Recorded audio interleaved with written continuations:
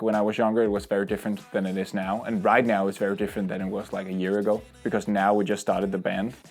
So now it's much more like I come into the studio with one of the guys, and we just, if it's my drummer I come in with, we'll start with the drums. If it's my guitarist, he's also a producer, so we'll start with the whole production. And then I just kind of riff melodies out, like actually very much inspired by hip-hop, because I've been so much in hip-hop like the last years. Like the whole idea of the beat is being made and I make the top line. I would never take a beat from the internet, because I need to feel like I can change stuff if I wanted to and stuff like that. And if I'm doing it alone, it's just like me in my room with my guitar and like a Shure SM7B, just like a basic microphone, and I just like riff melodies and play the parts in. Like all drums we do right now is made in the box. Eventually we want to do it live, but it's expensive. And we're very much like the idea of like get on with it than like sitting in the same song or the same idea for 2 years. Not this, like I have picked up all that years. It's not like I never do that, but I'm trying to be fast, which I've learned a lot from hip hop. It's just much more fun that way, to just like this idea, and just and get it done. Yeah, then we have like 20 songs and we can pick like the 10 best instead of like putting our souls into every single piece of music. Because that's also a completely valid way to do things. It's just not the fun way for me, because I did that when I was younger. I would sit with an acoustic guitar and do memos on my phone, and it would take like a year to make a song. And I just kind of started to dread making songs. I'm like, oh, I would sit and play computer, stuff like that. And I would be like, oh, I should probably make a song now. And just, I don't want that feeling. I want it to like go quick, if that makes sense. Actually, I think my mom rented Guitar Hero and a Wii for a summer vacation.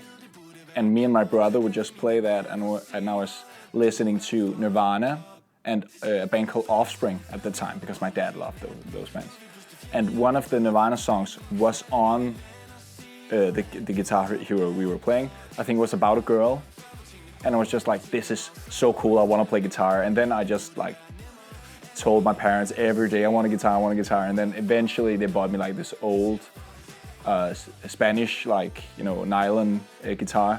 And I just played it every day, you know. And then it's like me singing and me playing started like at the same time. From there, just doing covers of Nirvana and stuff like that.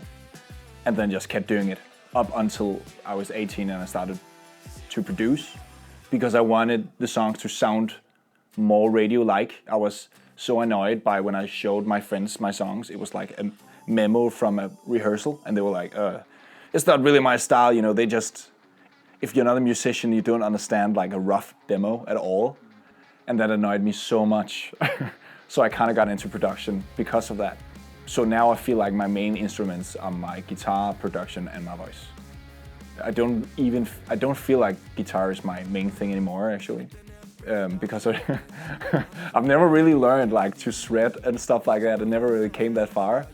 I just learned all the chords, and then I like focused a lot of making songs. I feel like if I'm being asked what I am as a musician, I would say a songwriter specifically, because that is one thing that I do in every instance of music I am in. If I'm a producer for a hip-hop artist, if I'm, you know, playing guitar in another session, I'm always like focusing on the arrangement, like the song as a whole. Yeah, that was a bit of a long answer, but I hope it makes sense. Yeah.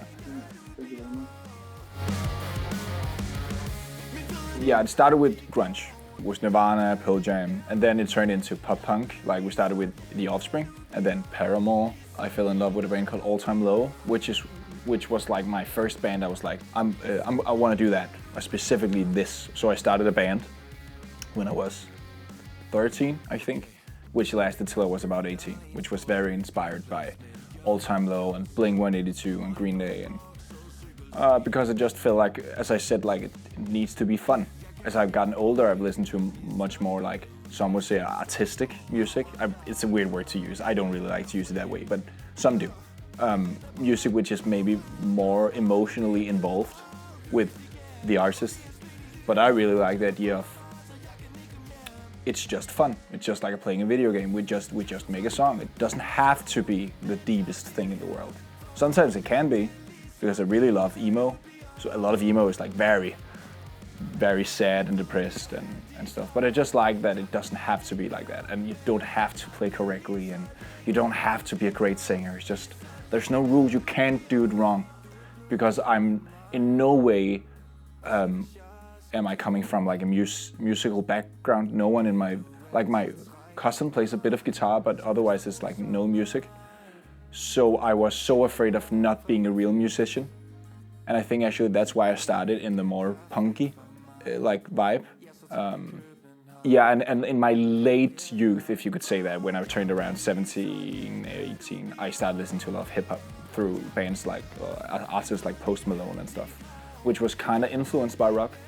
I realized, okay, all hip hop isn't about, you know, money and cars and stuff.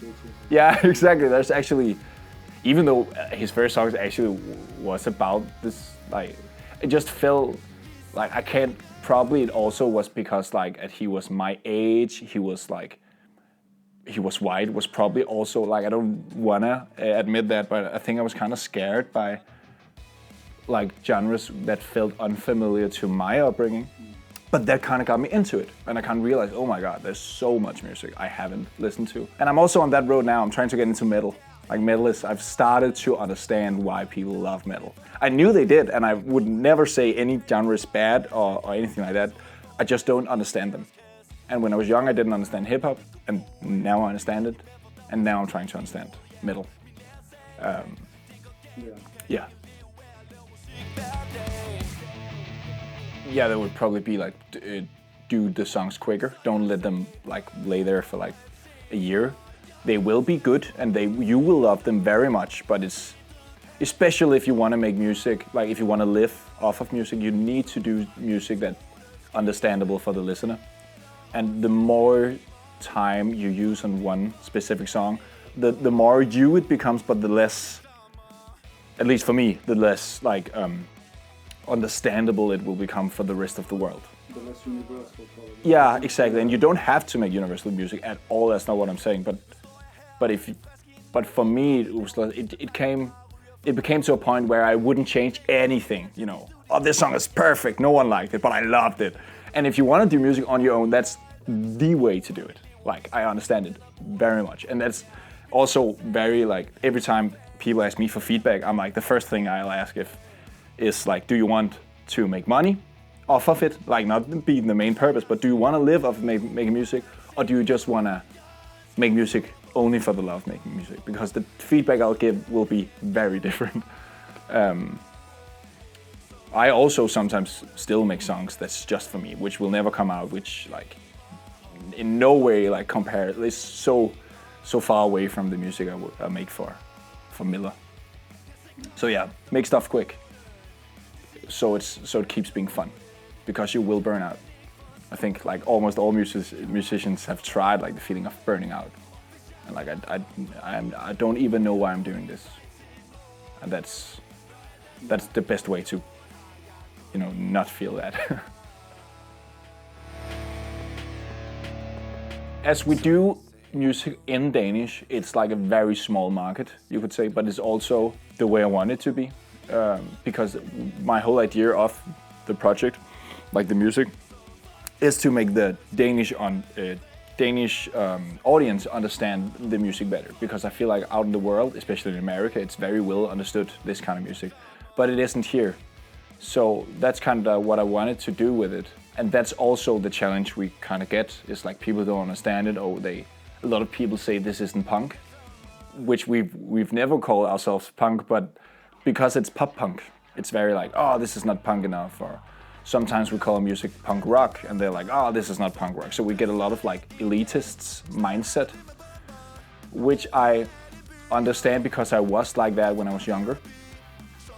I hated all pop music, for example, like, oh, they don't, like, it's not real music. And then I tried to make pop music and I realized this is so hard to make a good pop song.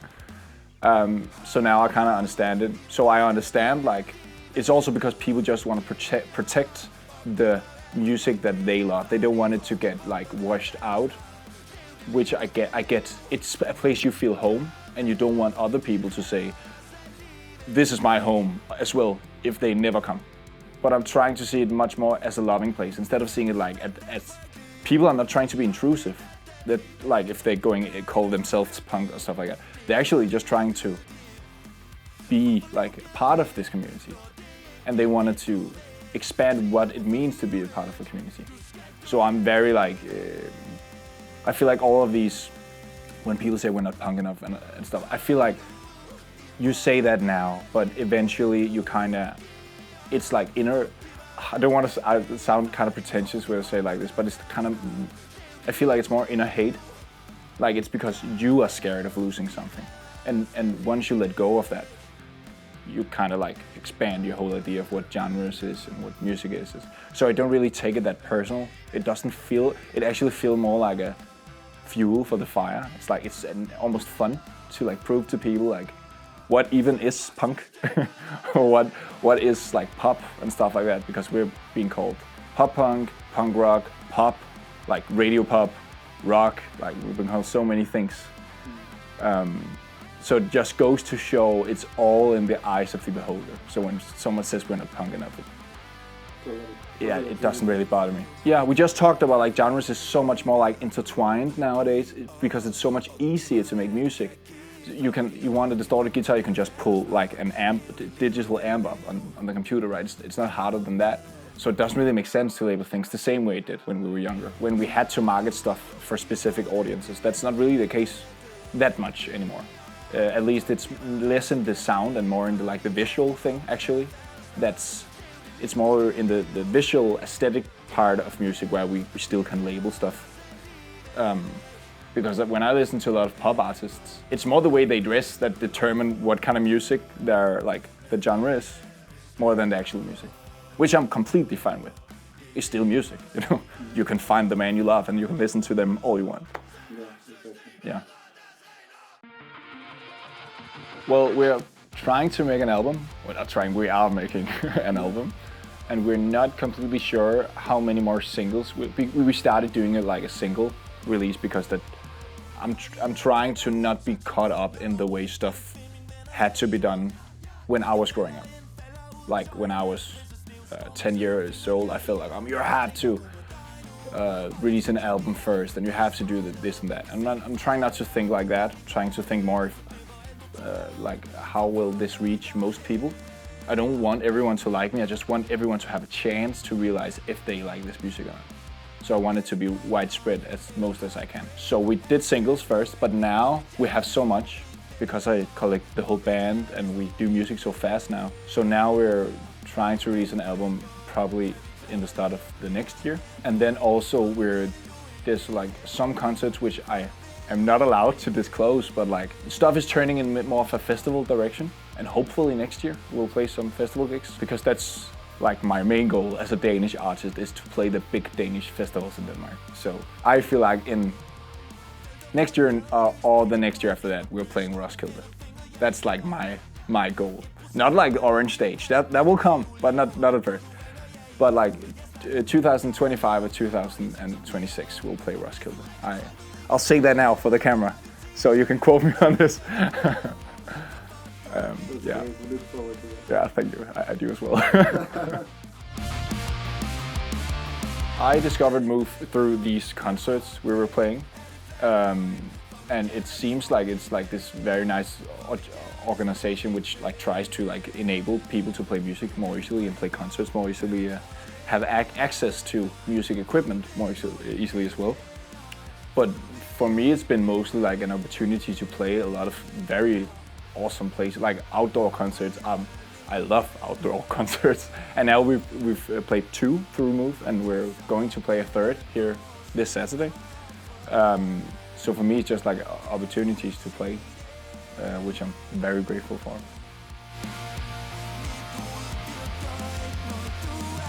Thank you. Thank you so much. Yeah, thank you. Thank you so much.